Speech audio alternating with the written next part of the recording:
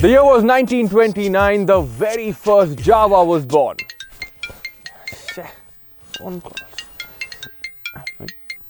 Hello? Audience बात कर रहा हूँ. कौन? PD army.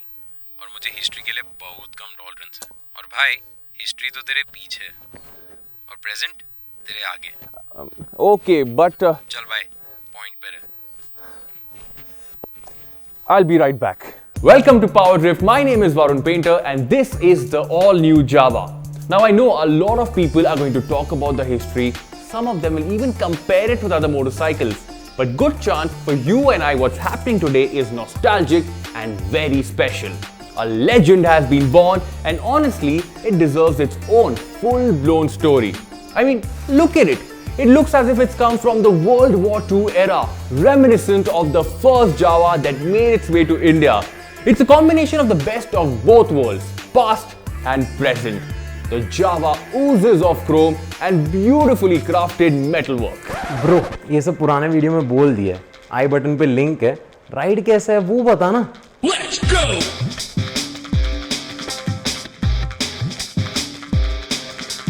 Astride the Jawa for the very first time and things are looking comfortable. The seat height is friendly at 765 mm and is lower than the Thunderbird as well as the Himalayan and only 25 mm more than the Avenger. The riding stance is upright in case of the Jawa. Well, it's a little different in case of the 42 where the handlebars go a little lower, flat, wider. And as Jawa says, it's assertive, not aggressive. You also have these super cool retro grips in place. Everything is very well engineered. Let go of the light clutch and the Jawa takes off with a strong surge of torque that will leave the other modern classic in the market for the dead.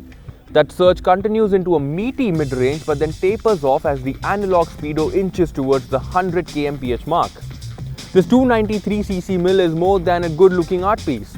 Designed in Italy by the team that has also worked on Mahindra Moto 3 machines, it shares some bits and bobs from the Mojo and makes a similar 27 bhp and 28 Nm of torque. The Mojo, however, has different power and torque curves. And while it could stretch its legs to maybe 150 km per hour or more, the Jawa loses steam way before that. In fact, I could manage a speedo indicated number of 120 km per hour before I ran out of road. But then again, the Mahindra won't feel torquey at friendly speeds as much as this motorcycle will.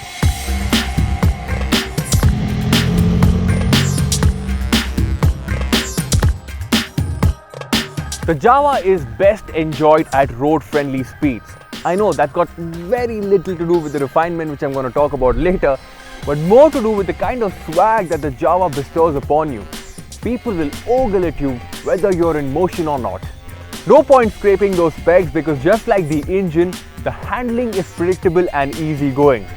This motorcycle weighs 170 kilograms and in spite of that weight, it feels easy to maneuver and will not bite you back. You'll always feel in control and your legs will also stay cool because as of now this beautiful engine is emitting less heat.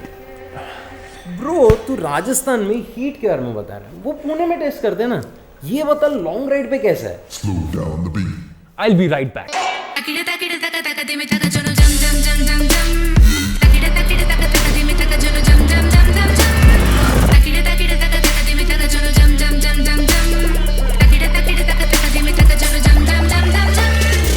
On long rides, the Jawa really comes into its own. What you love straight away is the fact that this glides, not rides on the road.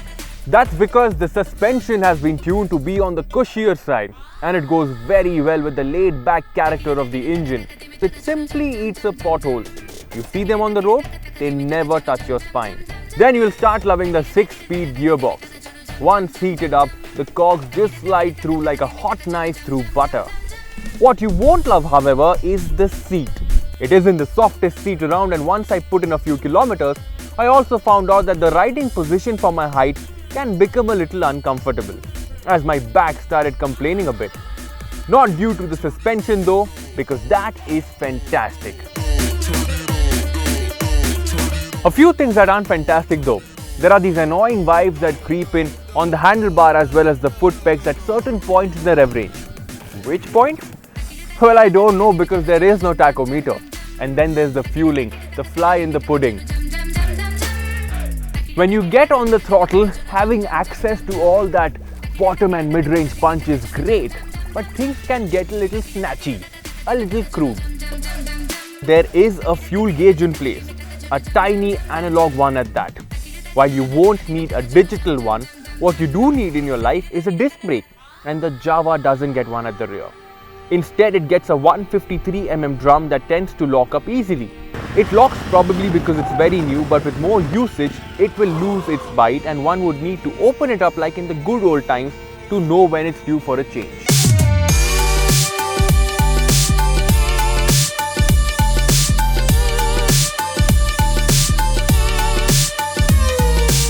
Ex-showroom prices start at Rs 1.55 lakh for the 42 and Rs 1.64 lakh for the Jawa. But the question here is, can you buy one yet? Well, the answer is no. Sure, you can book one online for Rs 5,000 or head to any of the 105 promised dealerships across the country, which was supposed to be operational by mid-December, which also happens to be about today. Or you can smash that like button, hit us up with a subscribe and wait for further instructions. Wait, what? Yes, we've had a great 2018. I mean, we've had some lows, but mostly highs. But what really matters is we are giving away a brand new motorcycle, just like last year. What do you have to do to win one? You will know soon.